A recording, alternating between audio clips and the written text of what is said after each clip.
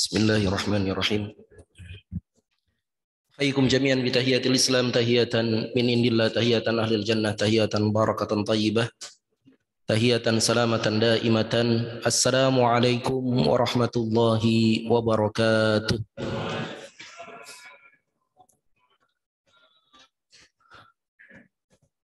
Alhamdulillahi rabbil alamin. Alhamdulillahi wa kafa wassalatu wassalamu ala asyrafil anbiya wal mursalin Sayyidina Muhammadin wa ala alihi wa ashabihi ajma'in. Asyhadu an la ilaha illallah wahdahu la syarikalah wa asyhadu anna Muhammadan abduhu wa rasuluhu alladzi la nabiyya ba'dah. Faqad qala Allah ta'ala fil Qur'anil Karim, laqad kana lakum fi Rasulillahi uswatun hasanah. Rabbi shrah li sadri wa yassir li amri wahlul 'uqdatam min lisani yafqahu qawli. Allahumma sallimna li Ramadan wa sallim Ramadana lana wa sallimhu minna mutaqabbala.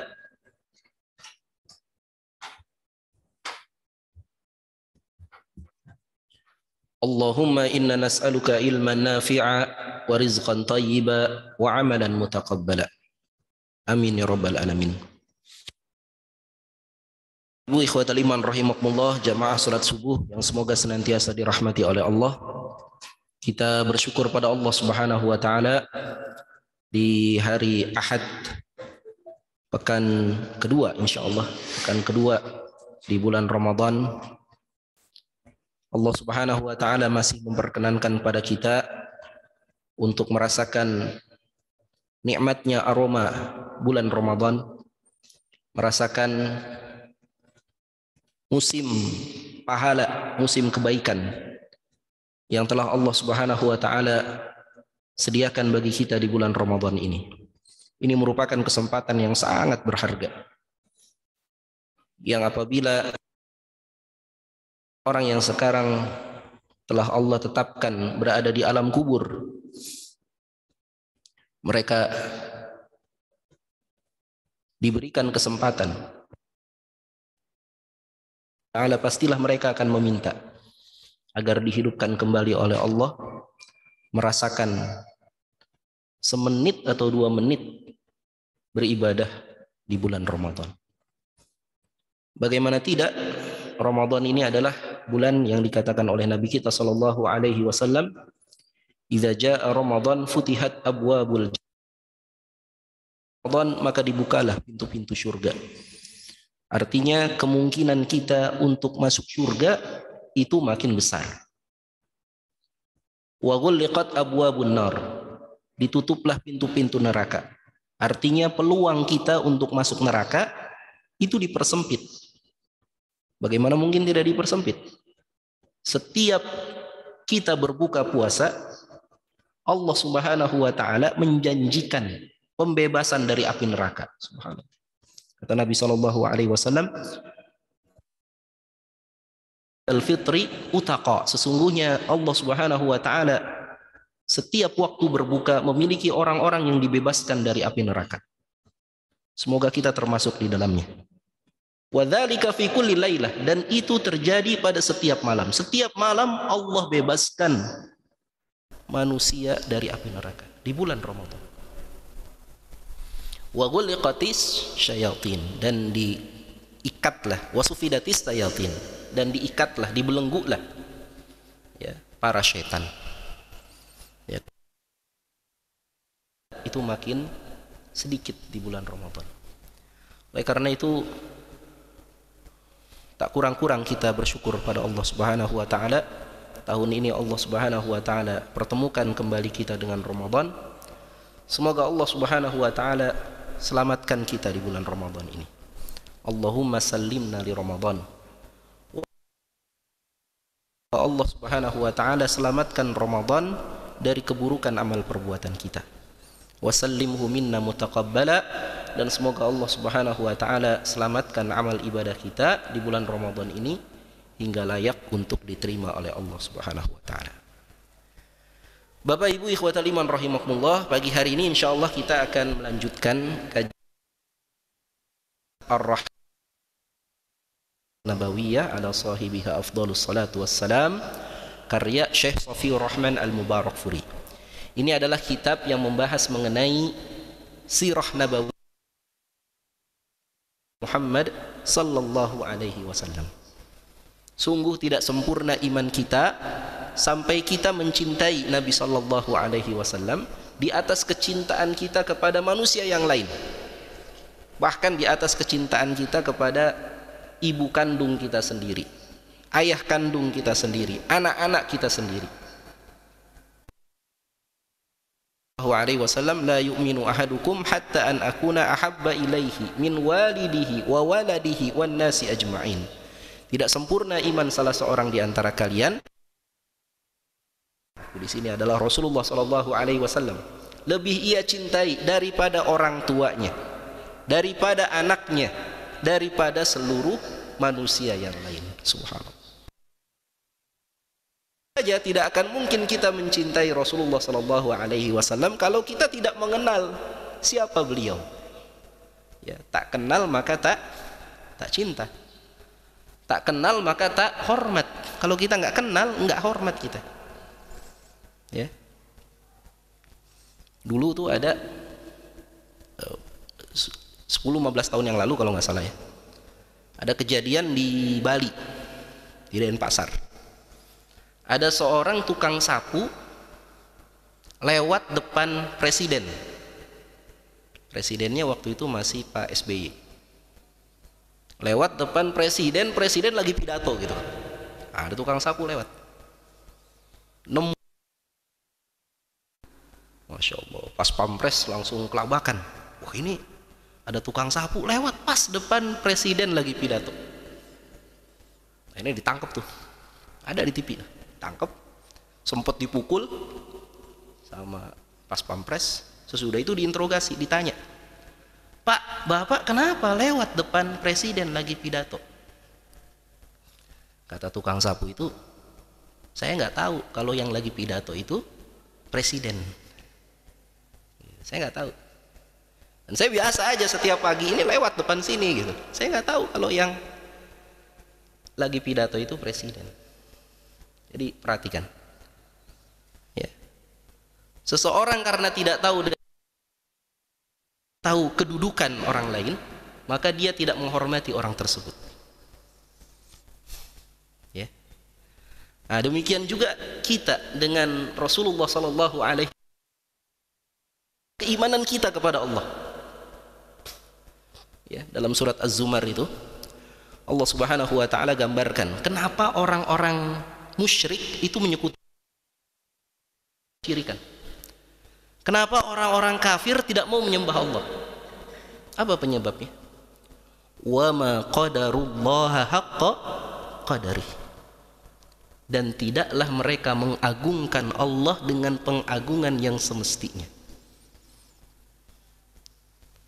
Wal ardu jami'an qabdatuhu yaumal qiyamah. Padahal bumi ini seluruhnya digenggam oleh Allah, berada pada tangan Allah di hari kiamat. Was samawati mutwiyatum biyaminih. Bahkan langit itu digulung hanya dengan tangan kanannya Allah. Subhanallah. Jadi orang musyrik menyekutukan Allah, orang kafir nggak mau beribadah kepada Allah karena mereka nggak kenal Allah. Karena mereka nggak kenal Allah, maka mereka tidak mengagungkan Allah dengan pengagungan yang sebenarnya. Tidak menghormati Allah, tidak mentaati Allah dengan ketaatan yang sebenarnya. Karena mereka nggak kenal Allah. Mereka kalau ditanya siapa Allah,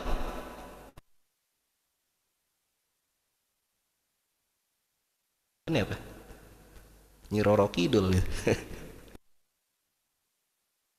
Nggak kenal, dia kenal Allah. Allah pemilik langit dan bumi, Allah juga pemilik pantai laut selatan. Allah juga pemilik gunung Semeru, gunung Bromo, angker yang selama ini didatangi oleh orang-orang musyrik. Karena mereka nggak kenal Allah. Makanya kewajiban kita yang paling pertama itu mengenal Allah. Allah perkenalkan dirinya kepada kita. Ya. Allah turunkan Al-Quran. Allah turunkan para nabi, para rasul untuk apa? Untuk memperkenalkan Allah kepada manusia, supaya manusia kenal Allah. Kita mengenal Allah dengan asma dan sifatnya. Kalau kita kenal Allah, tahulah kita ya, bahwa tidak ada untuk kita takuti kecuali Allah. Bagaimana mungkin kita takut kepada selain Allah? Padahal Allah lah yang mampu memberikan madarat paling besar dalam hidup kita.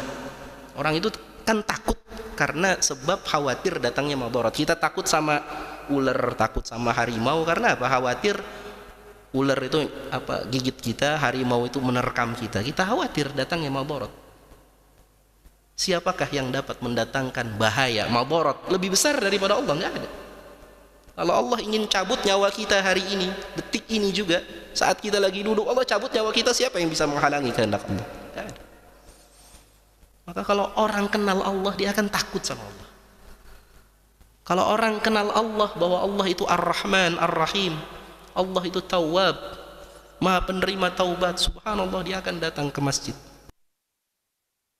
Dosanya, dia akan bersegera dalam bertaubat. Dia tahu bahwa sekelam apapun masa silamnya, Allah subhanahu wa ta'ala bukakan pintu kasih sayang untuknya. Bukankah dahulu para sahabat Nabi SAW itu adalah orang-orang yang paling kelam kehidupannya. Rasa-rasanya kalau kita bandingkan hidup kita dengan hidupnya para sahabat zaman dulu ya, ketika masih jahiliyah itu, rasa-rasanya hidup mereka itu jauh lebih kelam daripada kita. Mereka dulu nyembah berhala, kita alhamdulillah sebagian besar kita lahir muslim. Mereka dulu minum khamar pagi dan sore. Kemarin kita sudah bahas itu tradisi jahiliyah. Mereka minum khamar setiap pagi dan sore, seperti kita mungkin minum teh gitu pagi sore. Bahkan mabok. Turun ayat khusus, ya ayyuhalladzina amanu la taqrabus sholata wa antum sukara. Orang-orang beriman jangan dekati salat lagi mabok. Setiap hari zina ya, riba, macam-macam. Bahkan ada yang membunuh anak kandungnya sendiri ya, istrinya melahirkan, anaknya perempuan dibunuh. Tapi ini bukan Umar ya, bukan Umar bin Khattab ini, mohon diperhatikan. Ini kelakuan orang-orang Arab non Quraisy, karena Quraisy nggak punya kebiasaan seperti itu, dan Umar bin Khattab itu termasuk Quraisy. Kita nggak ada kayaknya yang bunuh anak kandung sendiri, kayaknya nggak ada. Lihat masa lalunya para sahabat itu. Tapi ketika mereka menerima Islam, mereka mengenal Allah, mereka mengenal Rasulullah SAW, mereka taubat dengan taubat yang sesungguhnya. Kemudian puji mereka, radhiyallahu anhum wa radu an wa a'adda lahum jannat. Allah ridho kepada mereka. Mereka pun ridho kepada Allah, dan Allah sediakan bagi mereka surga. Nah, itu dahsyat itu. Jadi kalau kita kenal Allah, Allah itu maha pengasih, maha penyayang, maha penerima taubat, kita akan datang kepada Allah, bersegera, ya Allah, dosa saya ini banyak ya Allah, ngaku salah ya Allah, berusaha untuk bertaubat, melepas belenggu-belenggu kemaksiatan. Jadi sekali lagi, kalau kita nggak kenal, kita nggak akan menghargai dengan penghargaan yang semestinya. Nggak kenal Allah, nggak akan beribadah. Rasulullah SAW, maka kita tidak akan meneladani beliau dengan peneladanan yang sempurna. Jadi kenal ini, ma'rifat ini kuncinya dari berbagai macam perintah yang bisa Allah perintahkan kepada manusia. Di awal pertama Allah turunkan wahyu pertama yang Allah turunkan adalah perintah apa? Iqra, baca. Wahyu pertama itu bukan perintah sholat, bukan perintah zakat, bukan perintah puasa. Puasa itu tahun kedua sesudah hijrah itu baru turun. Perintah pertama dalam Islam itu adalah Iqra, baca. Ilmu. Kenapa? Baca itu miftahul ilm. Baca itu kuncinya ilmu. Jadi dengan ilmu, dengan kita kenal, kita tahu, ya, akan berubah cara berpikir kita, cara bersikap kita. Nah, makanya alhamdulillah pagi ini kita insya Allah akan awali aktivitas kita ya pagi hari dengan mencoba mengenal Nabi kita Muhammad sallallahu alaihi wasallam. Bapak Ibu ikhwatal iman rahimakumullah, pada pertemuan yang lalu kita sudah bahas bagaimana kondisi masyarakat Arab jahiliyah sebelum Rasulullah sallallahu alaihi wasallam diutus. Dan insyaallah pagi hari ini kita akan masuk membahas tentang Rasulullah sallallahu alaihi wasallam ini dengan membahas mengenai nasabnya Nabi sallallahu alaihi wasallam. Ya, dan nasab ini kekhususan atau keistimewaan yang Allah, seorang ulama Abul Ali Al-Jayani, khassallahu ta'ala hadhil ummata bi thalathati asya. Ya, ada 3 hal pada umat ini dan tidak diberikan kepada yang lainnya, lam yu'tiha man qablaha minal umam. Tidak Allah berikan kepada umat-umat yang lain. Apa keistimewaan umat ini? Yang sanad. Jadi dalam agama kita ini, agama ini berdasarkan sanad. Ilmu agama ini berdasarkan sanad. Ada jalur periwayatan ilmu. Ya, nggak bisa itu orang tiba-tiba, wah dia jadi orang pinter gitu. Nggak ada gitu. Dia baca-baca sendiri jadi orang pinter, itu nggak ada. Ya, dalam agama ini ada jalur periwayatan ilmu, ada sanad. Belajar Quran ada sanadnya, ada gurunya itu bersambung kepada gurunya lagi terus begitu. Belajar hadis juga demikian, ada sanadnya. Belajar semua ilmu dalam agama kita itu ada sanadnya, sehingga bisa terdeteksi dia ini siapa, belajar dari mana, gurunya siapa, dan seterusnya. Bisa diurut langsung sampai kepada Rasulullah sallallahu alaihi wasallam. Ini keistimewaan dalam agama kita. Ya. Ada sanad, ada jalur. Periksa apakah sanadnya ini kuat atau lemah. Sehingga nggak boleh kita berbicara mengenai ilmu ya tanpa sanad yang kuat. Apa namanya, ngarang-ngarang gitu. Sampai Nabi sallallahu alaihi wasallam mengancam, midan falyatabawwa maq'adahu minan nar. Barang siapa yang berdusta atas namaku, dia aku, padahal aku tidak mengucapkan itu, falyatabawwa maq'adahu minan nar, maka siap-siap nanti tempat kedudukannya di neraka. Waliyadzubillah. Ini yang pertama, nasab.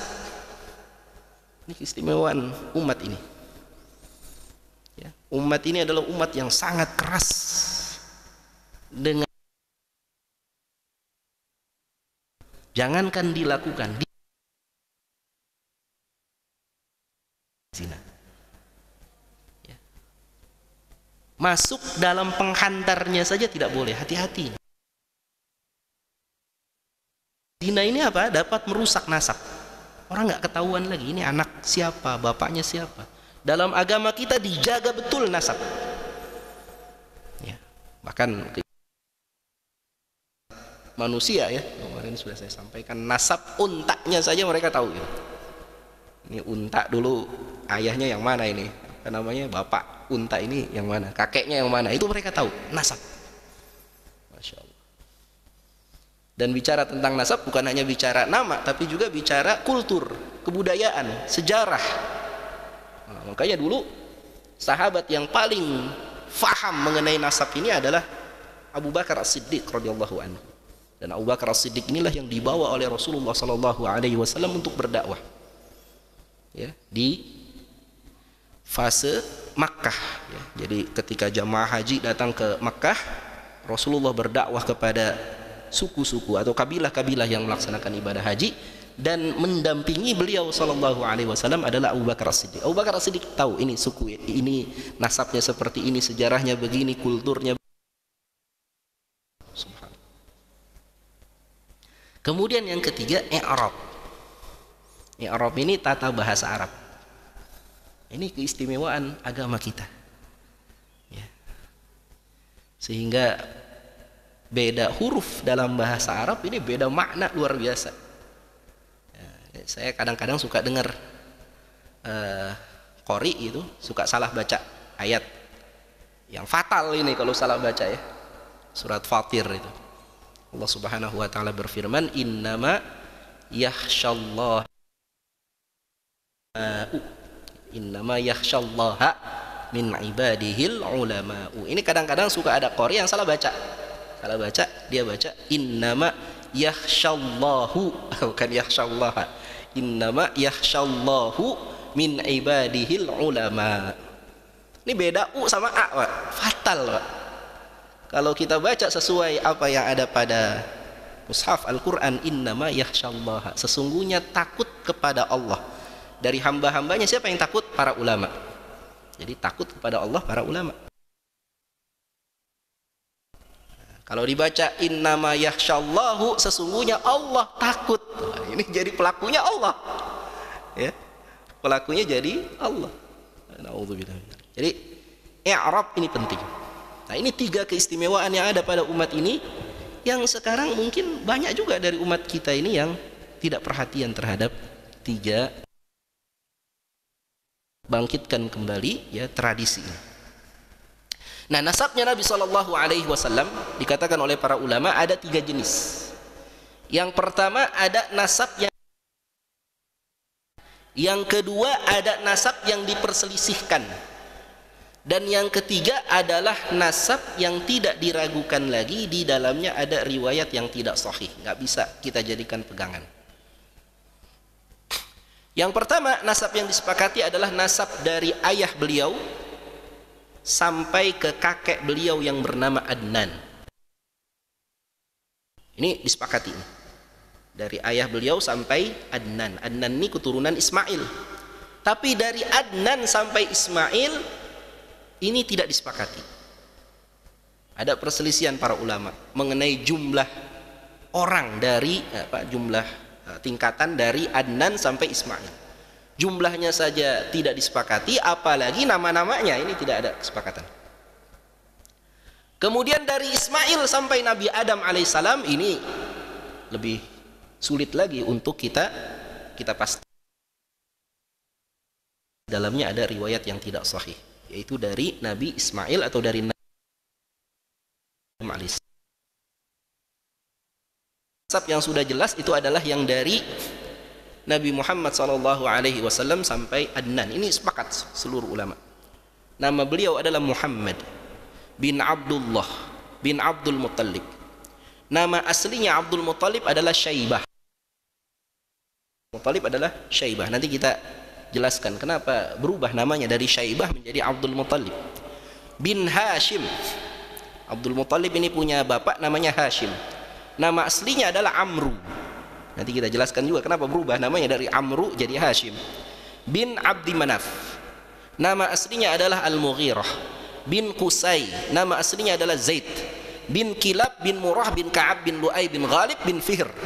Fihr inilah yang disebut sebagai Quraisy. Fihr itu. Jadi kita kalau menyebut Quraisy, Quraisy ini adalah nama asli dari Fihr. Ya. Bin Malik bin Nadar. Ya, bin Nadar nama aslinya juga adalah Qais. Bin Kinanah bin Khuzaimah bin aslinya adalah Amir. Bin Ilyas bin Mudhar bin Nazar bin Ma'ad bin Adnan. Jadi dari Nabi SAW sampai Adnan ini nasab yang disepakati oleh para ulama. Semua ulama sepakat inilah nama-nama kakek Nabi sampai Adnan, Bani Adnan. Nah, Bani Adnan inilah, keturunan Adnan inilah yang dahulu mengusir suku Jurhum. Suku Jurhum ini adalah suku mertuanya Nabi Ismail. Jadi, Nabi Ismail punya istri, istrinya itu berasal dari suku Jurhum. Ketika Nabi Ismail wafat, kepemimpinan Jurhum. Suku Jurhum ini lama-lama, ya tadinya orang-orang soleh, orang-orang baik gitu, lama-lama termasuk merampok jamaah haji dan seterusnya, sampai akhirnya diusirlah suku Jurhum ini oleh Bani Adnan, oleh keturunan Adnan. Nah, ketika suku Jurhum ini keluar dari Mekah, ya, mereka suku Jurhum ini menimbun pedang-pedang, ya, alat-alat perang mereka di dalam tanah, dan juga menimbun sumur Zam-Zam. Sehingga sumur Zam-Zam ini ratusan tahun itu tidak diketahui di mana lokasinya, sampai nanti digali lagi oleh kakeknya Nabi, yaitu Abdul Muttalib. Ini nasab jenis pertama dari Rasulullah. Ya. Nabi SAW bersabda, Inna Allah astafa Kinanah min waladi Ismail. Sesungguhnya Allah memilih Kinanah di antara keturunan Ismail. Wastafa Quraisyan min Quraisy, dari keturunan Kinanah. Wastafa min Quraisy Bani Hasim. Allah memilih dari keturunan Quraisy itu Bani Hasim. Wastafani min Bani Hashim, dan Allah memilih aku, kata Rasulullah, dari Bani Hashim. Jadi dari nasab ini, Pak, kita bisa mengambil kesimpulan bahwasanya Nabi SAW adalah orang yang mulia secara nasabnya, secara garis keturunannya. Beliau bukan orang biasa-biasa saja. Beliau dari golongan asyraf, dari golongan bangsawan. Jadi beliau bukan orang biasa-biasa saja. Cukuplah beliau membanggakan nasabnya itu sudah menjadi, ya, hati beliau. Cukup dia sebut, saya adalah putranya Abdullah, cucunya Abdul Muttalib, itu sudah cukup menjadi modal dia akan dihormati. Nah, kenapa ini perlu perlu kita tegaskan, ya? Karena ini menjadi jawaban mengapa Allah Subhanahu wa taala memilih Nabi sallallahu alaihi wasallam dari nasab yang mulia ini, dari nasab yang terhormat. Di antara jawabannya yang pertama adalah untuk menghilangkan Nabi Muhammad sallallahu alaihi wasallam mendeklarasikan bahwa dirinya adalah nabi. Beliau mendeklarasikan kenabiannya itu bukan untuk mencari pamor, bukan untuk mencari popularitas, bukan untuk mengangkat namanya, bukan. Bayangkan kalau nabi itu berasal dari suku yang rendah gitu, bukan dari bangsawan. Muhammad ini sekedar ngaku-ngaku nabi supaya apa? Supaya namanya itu terangkat, ya, supaya dia dihormati oleh orang. Nabi nggak perlu melakukan itu, nggak perlu ngaku-ngaku. Kenapa? Karena beliau sudah berasal dari suku yang terhormat. Ini alasan pertama. Alasan yang kedua, kenapa Nabi terhormat ini? Karena dalam tradisi Arab, suku atau kabilah itu sangat melindungi anggota sukunya. Sehingga ketika Nabi SAW berdakwah menghadapi berbagai macam halangan, maka sukunya itu pasti nanti akan membantunya. Dan ini sebagaimana yang dahulu pernah Nabi Syuaib ini kan salah satu nabi Arab, ya. Jadi dari 25 nabi dan rasul yang disebutkan dalam Al-Quran itu nggak semuanya orang Arab, Pak, nggak semuanya orang Arab. Jadi kalau ada yang bilang kenapa sih nabi itu orang Arab semua, salah, enggak. 25 nabi dan rasul yang disebutkan dalam Al-Quran itu hanya 4 yang orang Arab, ya. Yang pertama ya Syuaib, yang keempat Nabi kita Muhammad SAW. Selainnya bukan orang Arab, bukan orang Arab. Nah, Nabi Syuaib itu ketika berdakwah, kaumnya kemudian berkata, qalu ya Syuaibu, ya, apa itu ayatnya, belakang itu, walaula rahtuka la rajamnaka, kata kaumnya Syuaib. Kalaulah bukan karena keluargamu, maka kami pasti akan merajammu, kami pasti akan menyiksamu. Jadi kaumnya Nabi Syuaib itu nggak berani menyiksa Nabi Syuaib. Ini berasal dari kabilah yang kuat. Nah, ini alasan kedua kenapa Nabi SAW dipilih dari keluarga yang terhormat. Nah, itu tadi nasab pertama, ya, yang disepakati oleh para ulama. Sekarang nasab kedua yang tidak disepakati oleh para ulama. Nah, kita baca nasabnya, yaitu apa yang ada di atas Adnan, ya, dari Adnan, ya, huwa bin Adnan bin Ad bin Humaisi bin Salaman bin Aus bin Buz bin Awam bin Nashid bin Haza bin Bildas bin Yadlaf bin Tabikh bin Jahim bin Nahish bin Makhi bin Aid bin Abqar bin Ubaid bin Ad-Da'a bin Hamdan bin Sanbir bin Yathribi bin Yahzin bin Yalhan bin Ar'awi. Ini namanya susah-susah ini, memang. Ya, bin Aidi bin Dishan bin Aisar bin bin Muqassir bin Nahif bin Zari bin Sami bin Mizzi bin Audah bin Audah bin Uram bin Qaidar bin Ismail bin Ibrahim alaihi wassalam. Nah, ini dari Adnan sampai Nabi Ismail. Ini tidak disepakati oleh para ulama nama-namanya. Kemudian nasab yang jenis yang ketiga, ini lebih-lebih lagi karena di dalamnya ada riwayat yang tidak sahih, tidak, yaitu apa yang ada di atas Nabi Ibrahim alaihissalam, wahwa ibnu Tarikh. Nabi Ibrahim ini adalah putranya Tarikh. Nama aslinya adalah Azar, Tarikh atau Azar. Ya. Nah, ini pendapat yang lebih kuat ya, bahwa memang ayahnya Nabi Ibrahim itu adalah Azar. Dan Azar ini profesinya apa? Pembuat berhala. Ya, ini pendapat yang lebih kuat. Dan pendapat ini sesuai dengan Al-Quran. Ya, Nabi Ibrahim pernah menasehati bapaknya, ya abati la ta'budish syaitan, wahai bapakku, jangan kau sembah syaitan. Ya, kenapa perlu saya sampaikan ini? Karena ada orang-orang ya hari ini berusaha menghilangkan nama Azar dari Nabiullah Ibrahim. Jadi mereka tujuannya katanya baik gitu. Ya, tujuan mungkin Nabi itu bapaknya orang kafir, apalagi Nabi Ibrahim. Sehingga kata mereka Azar ini bukan ayahnya Nabi Ibrahim. Azar ini adalah pamannya kata mereka. Azar itu adalah ayahnya. Bin Nahur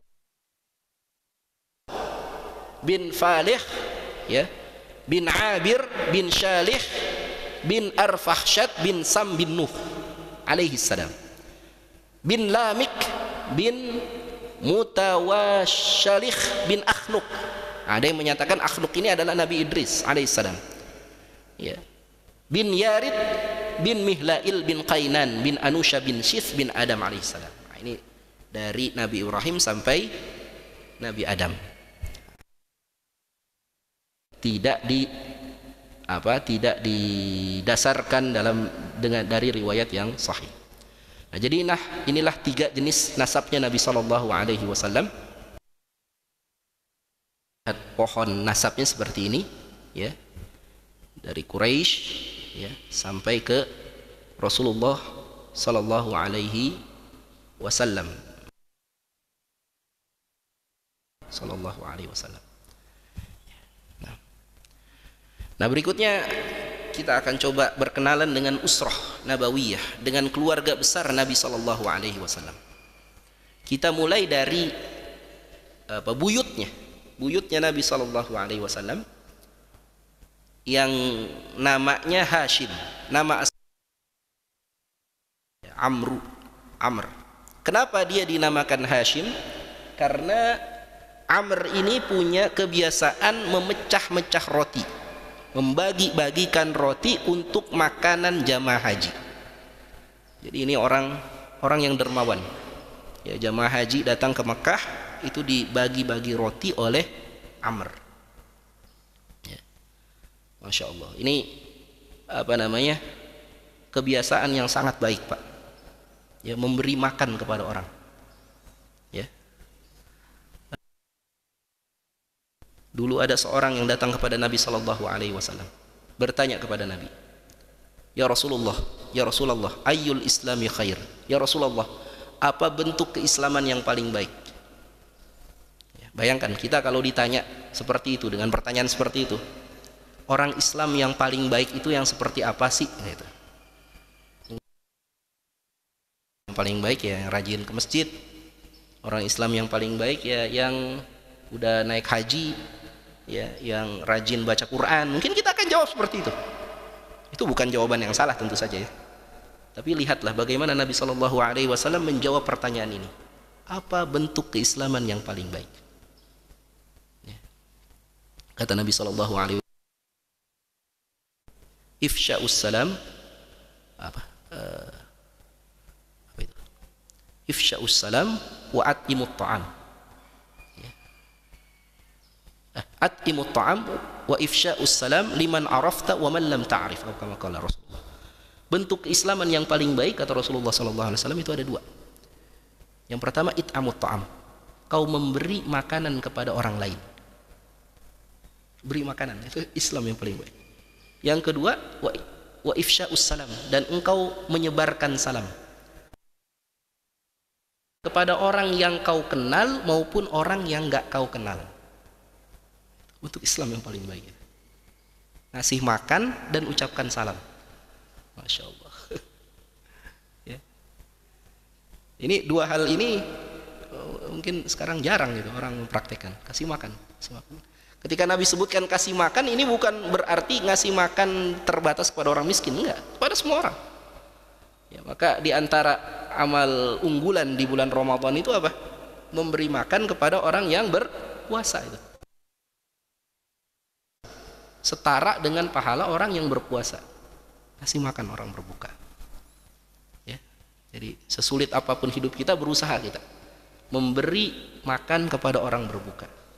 Ya, meskipun hanya seteguk air. Ya, beli aqua gitu 1 dus, ya kita sebut merek ya. Nah, ini merek orang kafir. Kita beli apa? Air 212 ya, ada nggak? 1 dus bagi-bagi. Itu Masya Allah. Amal unggulan ya. Beli kurma yang murah-murah itu bagi-bagi. Itu amal unggulan bulan Ramadan. It'amut ta'am, memberi makan pada orang. Wa ifsya'us salam, menyebarkan salam. Ya, baik kepada orang yang kau kenal maupun pada orang yang tidak kau kenal. Kenapa ini perlu ditegaskan oleh Nabi? Karena di antara asyratus sa'ah, di antara tanda-tanda hari kiamat yang sekarang mungkin sudah mulai terjadi, ya, itu adalah menyebarnya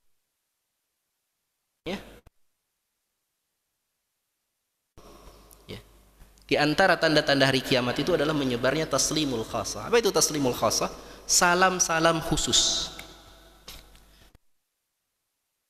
Bukan salam kepada orang yang dia kenal saja.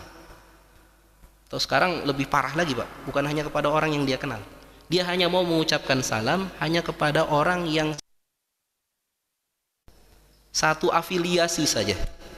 Satu apa lagi? Jamaah pengajian saja. Satu partai politik saja. Kalau beda kelompok nggak mau dia ngucapin salam. Nah, ini yang lebih ini termasuk tanda-tanda hari kiamat.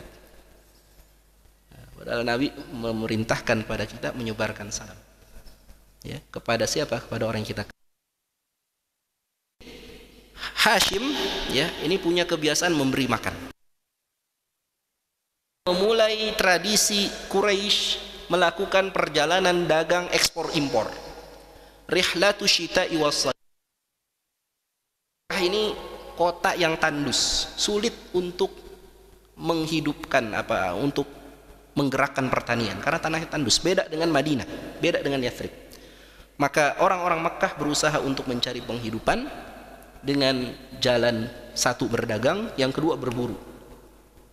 Yang paling banyak adalah jalan pertama tadi, berdagang. Orang-orang yang datang melaksanakan ibadah haji ke kota Makkah. Tapi ini kan musiman, hanya setahun sekali. Ya, maka Hashim memulai satu tradisi. Dagangnya sepanjang tahun.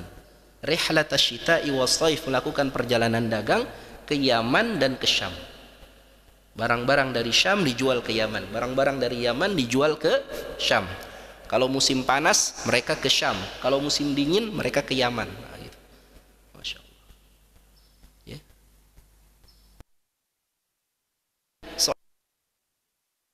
Bintu Amr, dia adalah seorang wanita Madinah keturunan Bani Adi bin Najjar.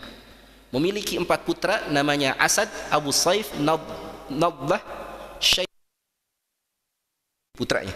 Kemudian memiliki 5 putri, Asy-Syifa, Khalidah, Da'ifah, Ruqayyah dan Jannah. Ya. Hashim wafat dalam perjalanan ke Syam saat melakukan. Istrinya mengandung Syaibah.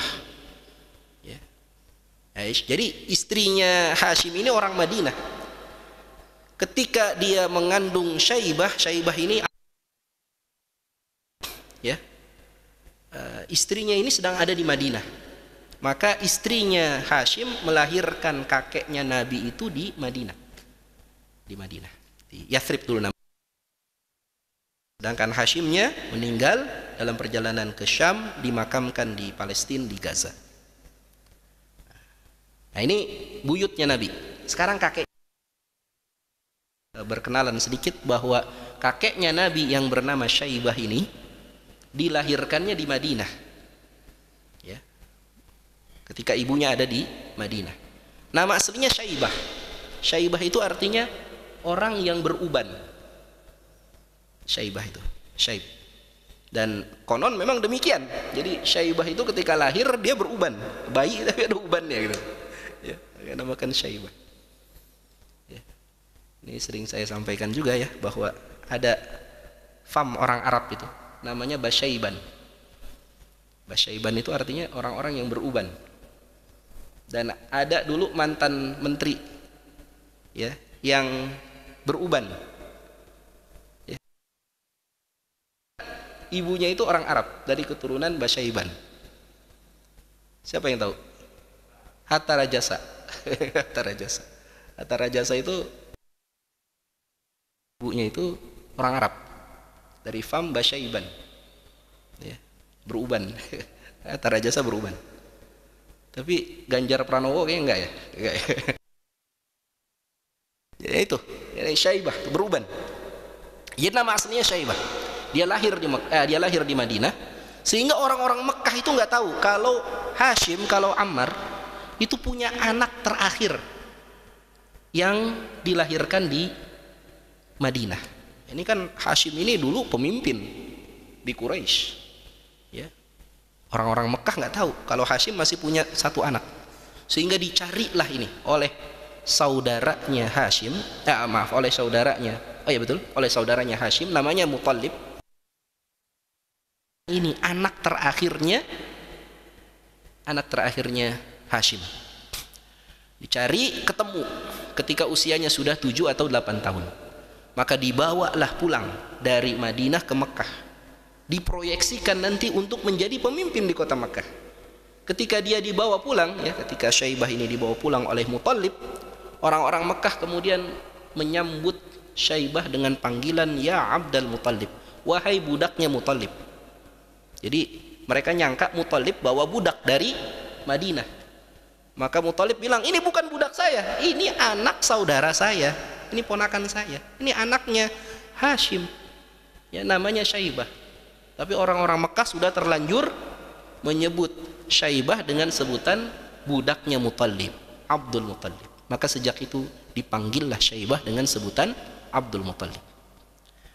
Setelah Muthalib wafat, saudaranya yang bernama Naufal bin Abdi Manaf mengambil alih kepemimpinan Abdul Muthalib. Yang harusnya Abdul Muthalib menjadi pemimpin, malah diambil oleh pamannya, oleh Naufal. Maka pamannya Abdul Muthalib dari Bani Najjar, orang-orang Madinah, membawa pasukan 80 orang untuk memaksa Naufal mengembalikan kepemimpinan kepada Abdul Muthalib yang harus sebagaimana wasiatnya dari Muthalib. Ya, maka akhirnya Naufal menyerahkan kepemimpinan kepada Abdul Muthalib. Butuh dengan Bani Abdi Syams bin Abdi Manaf. Ada dua peristiwa besar yang terjadi di masa hidupnya Abdul Muthalib. Yang pertama, penggalian sumur Zam-Zam. Tadi sudah saya singgung sedikit ya, bahwa sumur Zam-Zam ini sempat ditimbun oleh suku Jurhum, keluarga besar dari istrinya Nabi Ismail, ya. Sempat ditimbun, nggak ketahuan.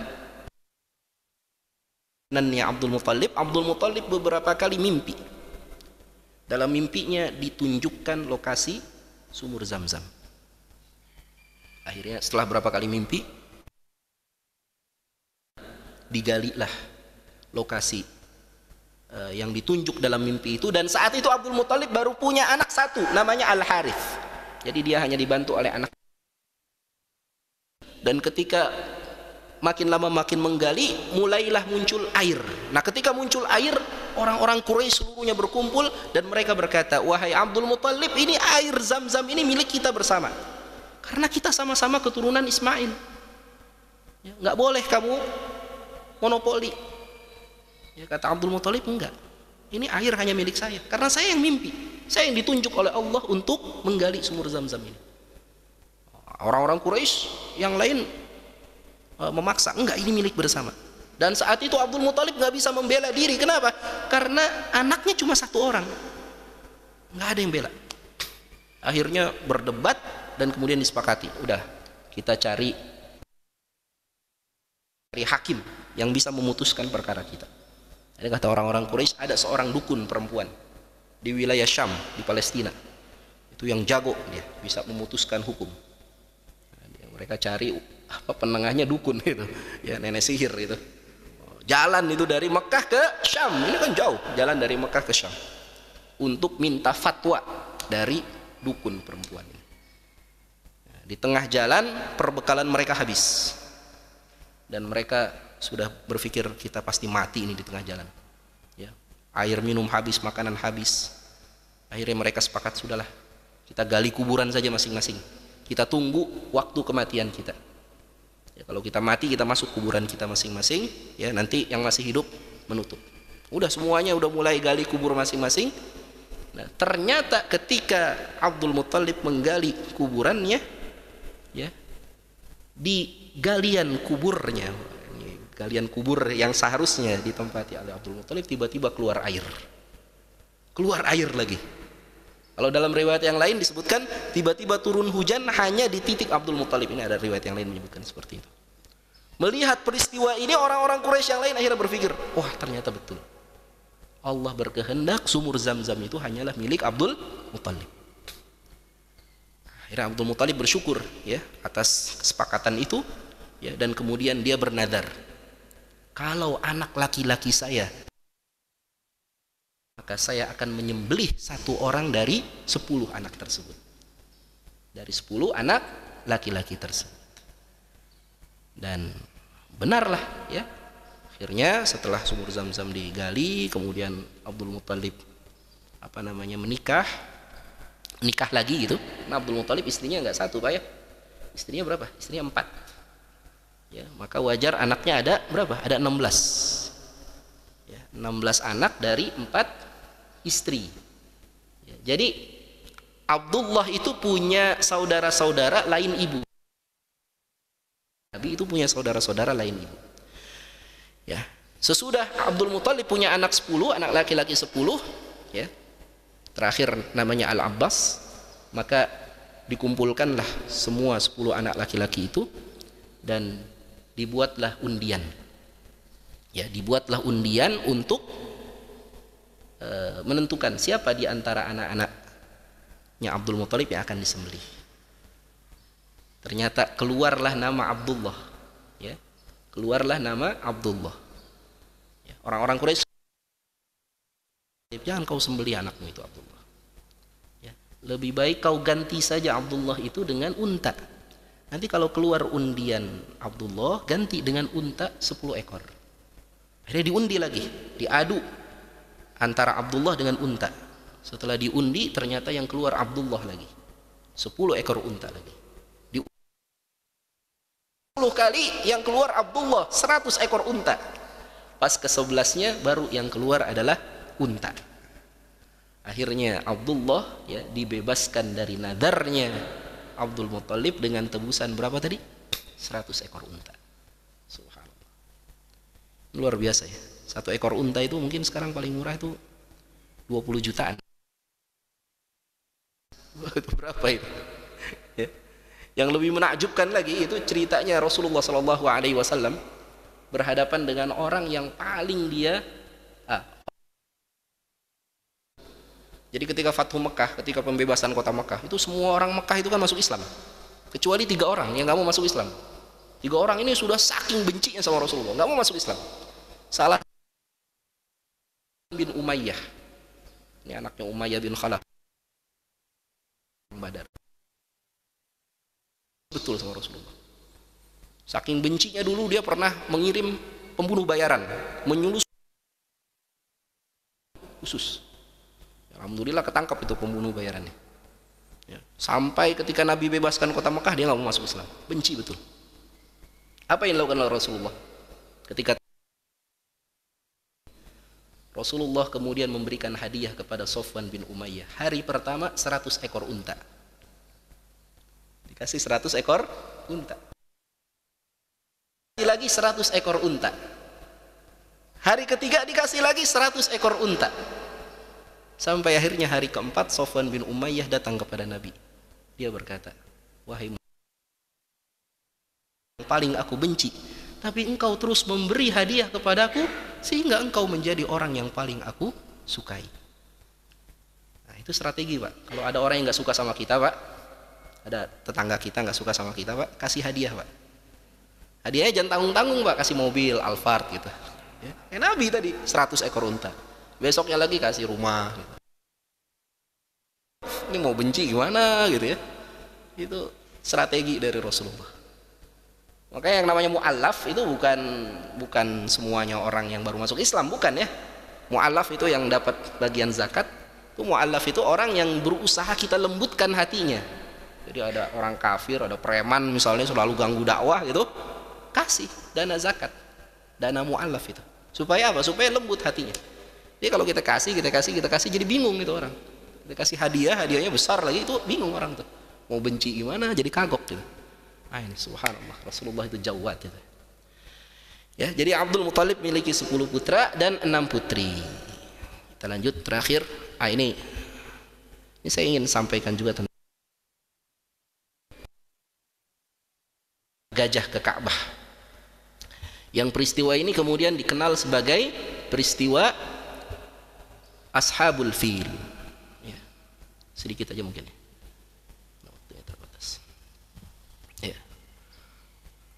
Apa yang melatar belakangi terjadinya peristiwa penyerangan pasukan gajah ke Mekah? Yang berusaha mengingkari peristiwa ini orang-orang liberal. Mereka mengingkari, mereka bilang nggak mungkin ada penyerangan pasukan gajah ke Mekah. Mekah itu tandus. Mungkin gajah hidup di Arab, itu nggak mungkin. Ya, untuk menyerang kota Mekah itu bukan gajah dari Arab, bukan. Memang di Arab nggak ada gajah, tapi gajah yang dibawa itu adalah gajah dari Afrika. Karena penguasa Yaman, Abrahah ketika itu berasal dari Afrika. Dia menguasai wilayah Yaman dan menyebarkan agama Kristen di Yaman. Dia bangun gereja besar. Sesudah itu dia suruh orang-orang Arab untuk ziarah ke gerejanya. Orang-orang Arab gak mau ziarah ke gerejanya, biasa ke Ka'bah gak mau. Gerejanya Abrahah. Sampai akhirnya ada satu orang Arab kesel banget gitu dengan perintahnya Abrahah. Dia buang air besar itu di gerejanya Abrahah. Buang air besar. Ketika lihat gerejanya itu penuh dengan kotoran, marah luar biasa. Dia bilang, kita kumpulkan pasukan gajah, ya, diimpor langsung dari Habasyah, dari Ethiopia, untuk menyerang kota Makkah, menghancurkan Ka'bah. Ya. Akhirnya dipimpinlah oleh Abraha bawa ribuan pasukan, membawa 12 gajah untuk menghancurkan Ka'bah. Ya. Nah, peristiwa ini kemudian diabadikan oleh Allah dalam surat Al-Fil. Alam tara kaifa fa'ala rabbuka bi ashabil fil?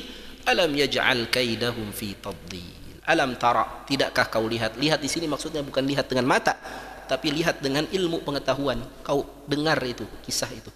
Kau tahu kisah itu. Peristiwa itu. Alam yaj'al kaidahum fi tadlil. Kaid itu maknanya makar yang tersembunyi. Ya, orang-orang bertanya-tanya, ini kan makar. Oh iya, betul. Ya memang yang ingin dihancurkan Ka'bah. Tapi di balik itu ada keinginan untuk bangsa Arab untuk menghancurkan agama Hanafiyah, agama yang diwariskan oleh Nabi Ismail, yang ingin diganti oleh Abraha dengan agama Nasrani. Ya. Nah, ini kapan-kapan lah kita bicarakan ini. Ya. Baik. Nah, ini peristiwanya juga terjadi pada masa Abdul Muthalib. Ya, kita tahu ya, ketika pasukan gajah ini menyerang, Abdul Muthalib hanya minta kepada Abraha, serahkan kambing-kambing yang sudah kalian ambil rampas dariku. Kata Abraha, kami ingin hancurkan Ka'bah, ya, tapi kau malah minta kambing. Kata Abdul Muthalib, kambing itu milik saya, sedangkan Ka'bah itu milik Allah. Allah lah nanti akan menjaga Ka'bah itu. Sesudah itu akhirnya diberikan kambing itu, dan kemudian Abdul Muthalib pergi ke atas gunung dan mulailah diserang. Ini ada satu hikmah yang yang penting untuk kita renungkan ya. Dikatakan oleh Dr. Raghib As-Sirjani dalam kutipnya, buku kecilnya. Beliau menulis satu buku kecil. Judulnya Lasna fi zamani Abrahah. Kita ini nggak hidup lagi di zaman Abrahah. Maksudnya apa? Di zaman saat itulah terakhir kali Allah Subhanahu wa taala menolong umat ini tanpa umat ini berusaha. Tanpa umat ini berusaha. Ya, sebagaimana Allah menolong Nabi Musa melawan Fir'aun tanpa usaha. Apa Nabi Musa hadap-hadapan gitu sama Fir'aun? Enggak, Nabi Musa kabur. Ya. Enggak bikin peperangan melawan Fir'aun. Akhirnya Allah hancurkan Fir'aun. Sebagaimana Allah tolong Nabi Nuh melawan kaumnya. Apa Nabi Nuh melawan kaumnya? Enggak. Nabi Nuh siapkan perahu, Nabi Nuh tinggalkan kaumnya dihancurkan oleh Allah.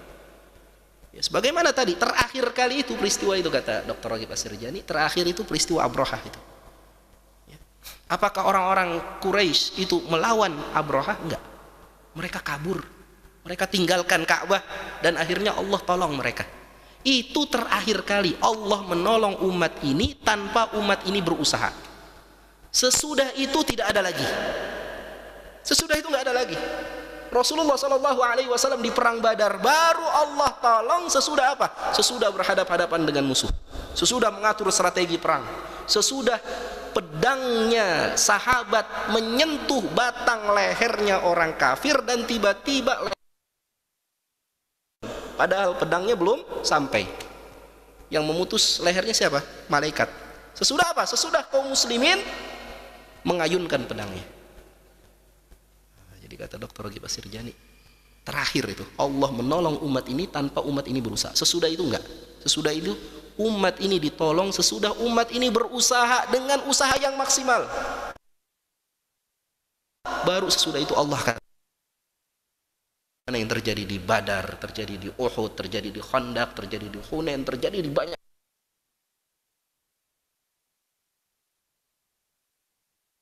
Allah turunkan malaikat. Masya Allah. Jadi ini penting ya, bahwa kita nggak boleh hanya berharap ya Allah tolong kita tanpa kemudian kita memiliki usaha yang maksimal. Karena apa? Karena kita tidak hidup lagi di zaman Abrahah. Kemudian keluarga Nabi yang terakhir Abdullah, tentu saja yang paling dekat dengan Nabi. Abdullah adalah ayahandanya Rasulullah Sallallahu Alaihi Wasallam dan Rasulullah pernah berkata, Ana bnu Dhabihain, aku adalah putra dari dua manusia yang akan disembelih, yaitu ayahnya Abdullah dan Ismail yang juga dulu hampir disembelih. Abdullah menikah dengan Aminah binti Wahab bin Abdi Manaf bin Zuhrah bin Kilab. Abdullah wafat ketika usia beliau 25 tahun saat Aminah mengandung Nabi Sallallahu Alaihi Wasallam. Peninggalan Abdullah adalah 5 ekor unta, sekumpulan kambing dan seekor budak wanita dari Habasyah yang bernama Barakah. Panggilannya adalah Ummu Aiman. Nah, ini yang dicatat oleh Syekh Sofiyur Rahman Al-Mubarakfuri. Tapi sekarang ini ada buku baru, enggak baru-baru amat sih, berapa tahun yang lalu sudah terbit, judulnya Malun Nabi Sallallahu Alaihi Wasallam, hartanya Nabi Sallallahu Alaihi Wasallam. Di buku itu disebutkan secara detail berapa jumlah warisannya Abdullah kepada Nabi Muhammad Sallallahu Alaihi Wasallam. Ternyata Abdullah itu mewariskan harta lumayan banyak, Pak, kepada Rasulullah. Kita itu kalau mendengar nama Rasulullah, yang terbayang Rasulullah itu orang kaya apa orang miskin? Seringkali kita ingatnya itu Rasulullah itu orang miskin gitu. Nah, di buku itu Malun Nabi itu dibuktikan bahwa Nabi itu bukan orang miskin, Nabi itu orang kaya. Sejak lahir udah kaya. Kenapa? Karena bapaknya itu saudagar, pengusaha sukses. Ya, mewariskan harta luar biasa banyak itu. Ya, Nabi itu orang kaya, sejak lahir udah kaya. Ya. Belum lagi ketika masa muda dia ikut dagang, ekspor impor, jadi saudagar kaya lagi. Jadi orang kaya. Nikah dengan saudagar perempuan yang juga kaya, Khadijah, makin kaya lagi itu Nabi Sallallahu Alaihi Wasallam. Jadi Nabi kita itu orang kaya, bukan orang miskin. Tapi ketika beliau Sallallahu Alaihi Wasallam sudah mendapatkan wahyu, beliau tinggalkan semua harta kekayaannya. Tidaklah beliau memiliki harta kecuali hanya 1 malam. Jadi kalau beliau punya harta, hartanya banyak, habis dalam waktu 1 malam. dikemanakan? Diinfakkan ke depan, ke kanan, ke kiri, ke belakang, habis. Kalau punya harta habis, punya harta habis. Itu sesudah beliau jadi nabi. Ya. Bahkan beliau sering membaca satu doa yang saya yakin kita nggak mau baca doa itu. Apa doanya Nabi? Ini riwayat Imam Ahmad. Nabi SAW sering membaca doa, Allahumma ahyini miskina wa amitni miskina wahsyurni fi zumratil masakin. Apa artinya? Ya Allah, hidupkan aku sebagai orang miskin, matikan aku sebagai orang miskin, kumpulkan aku di akhirat di dalam kumpulan orang-orang miskin. Mau gak kita baca doa itu, Pak? Mau gak? Kalau mau saya ajarin nih baca. Doanya Nabi berdoa dihidupkan sebagai orang miskin, dimatikan sebagai orang miskin, dikumpulkan dalam kelompok orang-orang miskin di hari kiamat. Para ulama menyebutkan miskin yang dimaksud dalam doa ini bukan fakir, bukan ya, bukan kekurangan nggak punya apa-apa, tapi miskin yang dimaksud sini adalah rendah hati, ya, tidak sombong, ya, tidak petantang petenteng gitu. Jadi mentalitas tawadhu itu. Nah, ini hendaknya kita teladani ya. Kita meskipun Allah Subhanahu wa taala bukakan misalnya pintu-pintu rezeki kepada kita, ya tetaplah kita hidup sederhana. Karena harta itu hakikatnya adalah kotoran, Pak. Harta itu hakikatnya adalah kotoran. Harta itu hakikatnya adalah sampah, barang busuk. Ya. Kapan kita bicara khusus tentang harta. Dulu Nabi SAW pernah lewat satu pasar. Di pasar itu ada bangkai kambing sudah busuk. Ya. Lantas Nabi berkata kepada para sahabat, siapa di antara kalian yang mau ini yang udah busuk ini dengan harga 1 dirham? 1 dirham itu mungkin 400.000 lah kira-kira. Siapa yang mau beli bangkai kambing ini seharga 1 dirham? Kata para sahabat, ya Rasulullah, jangankan beli ya Rasulullah, kita dikasih gratis saja bangkai kambing ini, kita nggak mau ya Rasulullah. Kita nggak mau. Jangankan beli. Lantas ada sahabat yang lain yang nyeletuk, ya Rasulullah, jangankan kambing ini sudah mati, sudah busuk ya Rasulullah, kalau kambing ini masih hidup saja kita nggak mau. Cacat, kupingnya hampir putus. Kambing yang cacat nggak bisa dijadikan sebagai hewan kurban ya. Ini jangankan udah mati, masih hidup aja kami nggak mau. Kambing busuk ini di mata para sahabat. Nanti apa kata Rasulullah? Wallahi la dunya ahwanu 'ala Allahi min hadza 'alaikum. Demi Allah, sungguh dunia itu lebih hina di mata Allah daripada dunia itu lebih busuk daripada bangkai kambing. Jadi dunia ini hakikatnya busuk, sampah.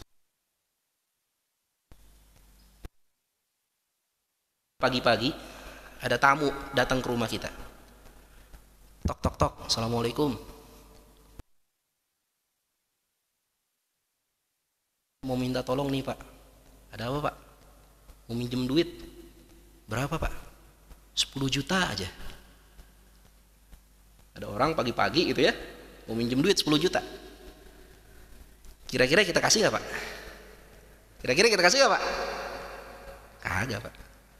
Kagak. Jangan 10 juta, 100.000 aja susah.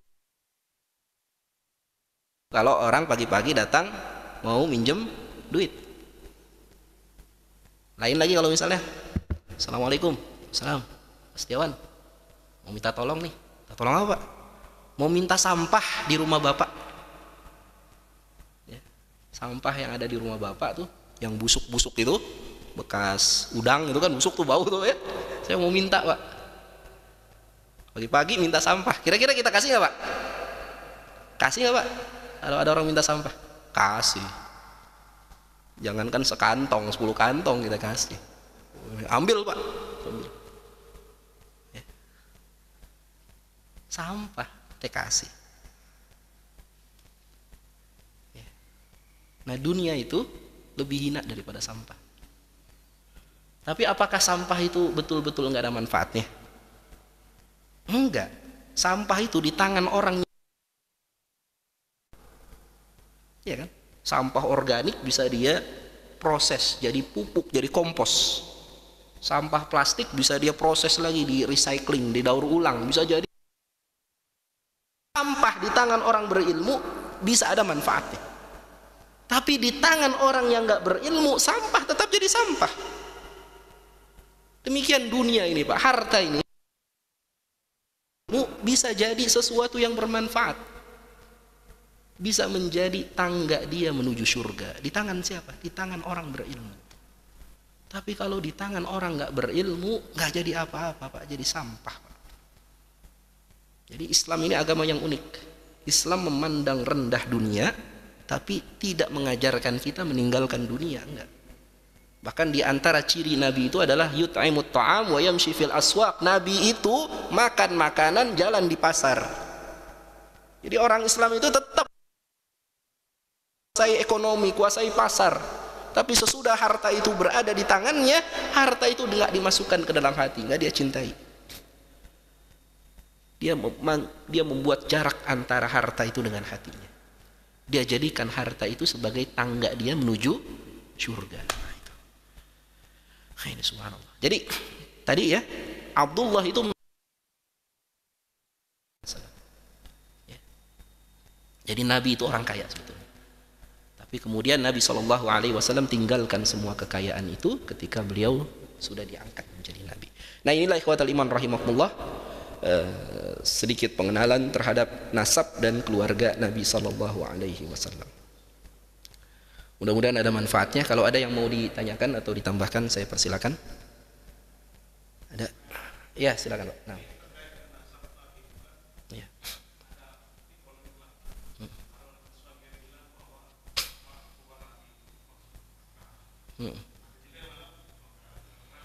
Iya. Iya, ini memang ada polemik ya. Polemiknya ini sebetulnya polemik di masa lalu ya. Kalau di masa lalu itu semua orang sepakat dengan hadis riwayat Imam Muslim itu, bahwa ketika ada seseorang yang ziarah kubur kemudian dia menangis, Nabi bertanya kepadanya, kenapa kau menangis? Karena bapak saya meninggal dalam keadaan kafir. Maka Nabi kemudian berkata, abuka wa abi finnar, bapak kamu dan bapakku itu di neraka. Itu hadisnya sahih, bapakku dan bapakmu di neraka. Nah, dulu para ulama tidak mentakwil hadis ini. Nah, belakangan para ulama berusaha mentakwil bahwa kata bapakku dalam hadis itu bukan bapak kandungnya Nabi, tapi bapakku yang dimaksud di situ adalah pamannya Nabi, Abu Thalib. Karena Abu Thalib itu, ya, Abu Thalib itu sudah laksana seperti bapaknya Nabi Shallallahu Alaihi Wasallam. Nabi masih kecil, umur 6 tahun atau umur 8 tahun, diasuh oleh Nabi. Ajak juga diasuh oleh Abu Thalib. Kemudian menikah juga, yang menjadi wali dari pihak Nabi adalah Abu Thalib. Nabi berdakwah, Abu Thalib berada di barisan paling depan, ya, sampai ketika terjadi muqata'ah al-ammah, terjadi boikot total, ya, Nabi dan pengikutnya itu berlindung di syi'ibnya Abu Thalib, di lembahnya Abu Thalib. Jadi Abu Thalib ini luar biasa melindungi Nabi. Sudah laksana ayah kandungnya Nabi. Bapak yang dimaksud sini adalah Abu Thalib, bukan bapak kandungnya Nabi. Ini berpendapat bahwa bapaknya Nabi itu Abdullah nggak masuk neraka. Karena apa? Karena bapaknya Nabi belum sampai dakwah kepadanya, sehingga zaman vakum wahyu, ya, zaman vakum wahyu. Nah ini pendapat yang mentakwil. Pendapat yang tidak mentakwil berkata, sudah kita terima saja hadis para ulama. Dan saya berharap perselisihan ini jangan diperuncing, Pak. Jangan kemudian menganggap yang tidak mentakwil, wah ini udah kurang ajar ini kepada Nabi Muhammad. Masa yang tidak mentakwil juga saya yakin juga cinta kepada Nabi. Hanya mereka tidak mau mentakwil hadis itu. Yang mentakwil juga mentakwil dengan niat yang baik, ya, bahwa mereka ingin mengagungkan Nabi, mencintai Nabi, ya, sehingga mereka berpendapat ini bukan ayah kandungnya. Walaupun sebetulnya di sini ada kelemahan juga. Kenapa kelemahannya? Lihatlah, bapak kandungnya juga orang kafir. Ya, lihatlah Nabi Nuh, anak kandungnya juga kafir. Lihatlah Nabi Musa, ayah angkatnya Fir'aun juga kafir. Jadi memang keimanan itu tidak bisa diwariskan. Nah, sikap kita bagaimana? Kalau sikap saya, Pak, tawakuf. Saya nggak mau banyak komentar. Yang mana? Saya nggak mau komentar. Karena kalau komentar nanti disangka, wah ini pro sama ini pro. Enggak lah, udah tawakuf. Ada hal-hal yang lebih banyak yang perlu kita pelajari daripada membahas hal itu. Karena kalau kita membahas hal itu nanti akan membuka luka. Perselisihan. Saya tahu. Dan bisalat. Ya. Jadi kita hargai pendapat orang-orang yang mentakwil dan juga kita hargai pendapat orang-orang yang tidak mentakwil hadis itu. Yang pasti Abdul Muttalib itu kafir. Apa buktinya Abdul Muttalib itu kafir? Abu Thalib kafir. Karena Abu Thalib itu dalam riwayat yang sahih, ya, Abu Thalib itu ketika mati dia bukan mengucapkan syahadat, dia mengucapkan ala millati Abdul Muttalib. Saya mati di atas agamanya Abu. Dia mengucapkan itu. Dan kemudian Nabi menegaskan apa? Ya, aku berharap syafaatku sampai kepada Abu Thalib. Tapi Abu Thalib tidak mau sampai akhir hayatnya, sehingga dia berada fi dhahdahi minan nar. Dia berada di tepian neraka. Ya, jadi kayak kita masuk ke pantai itu, kaki kita masuk ke tepian pantai. Nah, itu tepian neraka itu, tepian neraka. Kalau Abu Thalib, ya, kakinya masuk ke tepian neraka, kepalanya mendidih karena kakinya menginjak tepian neraka. Itu Abu Thalib. Ya, kalaulah Abdul Muttalib itu beriman, pastilah ketika Abu Thalib itu mengucapkan akan ampuni. Begitu. Tidak ditegaskan dia masuk ke dalam neraka. Demikian, Pak. Wallahu a'lam bissawab. Yang pasti ya itu, ya Allah lah nanti yang berkehendak. Allah kan berkehendak mengampuni seseorang atau, ya, menghukum seseorang. Ya. Kita pernah dengar itu ada kisah. Jangankan melakukan satu dosa, ya, berbagai macam dosa pernah dilakukan oleh satu orang laki-laki. Ini hadis riwayat Imam Bukhari. Ada seorang laki-laki, dia melakukan berbagai macam dosa dalam kehidupannya. Bahkan dia suka memperkosa mayat. Ini kan dosa yang sangat menjijikkan gitu. Ya, dia membunuh, dia merampok, dia memperkosa mayat. Ini lelaki yang penuh dengan dosa. Ya, kalau kata Ustaz Abdul Somad, menjelang matinya dia berwasiat kepada anak-anaknya, wahai anak-anakku, kalau saya mati, jenazah saya tolong dibakar. Nanti abunya dibagi dua, sebagian lempar ke laut, sebagian lempar ke padang pasir.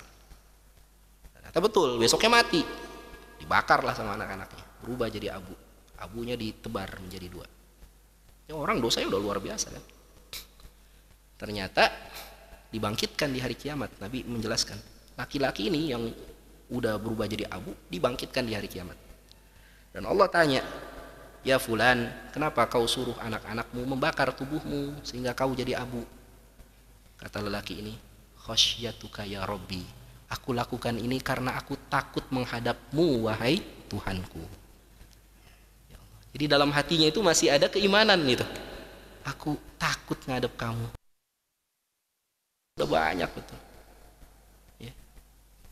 Ini kayak kita nerobos lampu merah gitu. Terus ditilang polisi. Kan gemeteran, Pak ya. Bapak kenapa? Itu baru ketemu polisi, Pak. Gemeteran kita, Pak. Aduh, salah nih saya ini. Ini kita menghadap Allah, Pak. semua dosa-dosa kita. Gemeteran itu. Nah, orang ini saking takutnya berhadapan dengan Allah, dia bakar tubuhnya. Dia berharap kalau dia udah jadi abu nggak ketemu Allah. Dia nanti Allah nggak bangkitkan lagi, selamat dia. Ternyata Allah bisa bangkitkan orang meskipun dia sudah jadi abu. Maka ditanya, kenapa kau lakukan ini? Aku takut padamu ya Allah. Faghfaralah, maka Allah ampuni laki-laki ini, ya Allah. Jadi urusan akhirat itu bukan urusan kita, Pak. Urusan bapaknya Nabi masuk neraka, masuk surga, bukan urusan kita tuh. Itu urusan Allah. Udahlah, kita tawakuf aja lah. Begitu, Pak ya. Itu yang lebih selamat. Kalau buat saya begitu, ya itu yang lebih selamat. Demikian, wallahu a'lam bishawab. Ada lagi? Silakan.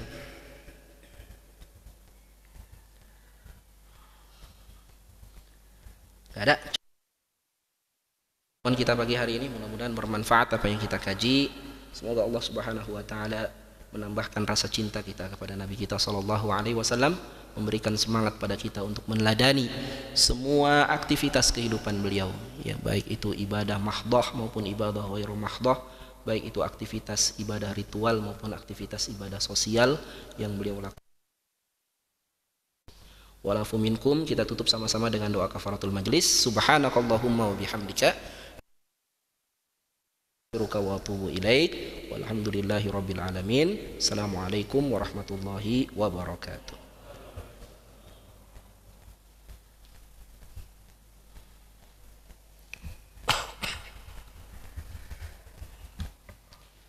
Alhamdulillah.